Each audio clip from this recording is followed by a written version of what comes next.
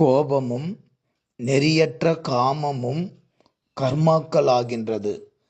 கர்மாக்கள் பாவமாக மாறுகின்றன. பாவங்கள் சாபமாக உருவாகின்றன. உருவாகிய சாபம் உயிரில் பதிகின்றன. உயிரில் பதிந்த சாபம் உடற்பிணி மற்றும் உயிர்ப்பிணி ஆகின்றது.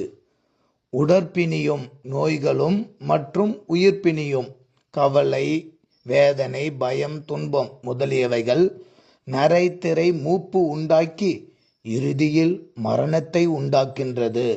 மரணத்திற்கு பின் ஆன்மா செய்த வினைகளுக்கு தகுந்தாற்படி தண்டனை பிறவிகளிலே ஊழச் செய்கின்றது.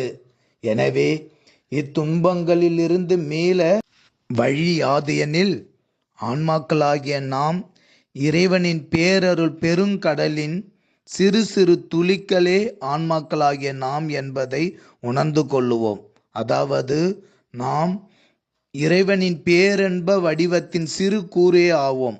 ஆதலால் அன்பு நல் உணர்வாகின்றது. நல் உணர்வு சீலமாகவும் கருணையாகவும் உருப்பெறுகின்றது. சீலமும் கருணையும் பக்தியும் தொண்டுமாகின்றது. பக்தியும் தொண்டும் அருளாகின்றது. அருள் தனக்கு, அதாவது ஆன்மாவுக்கு அழிவில்லாத பேரின்பமாகின்றது.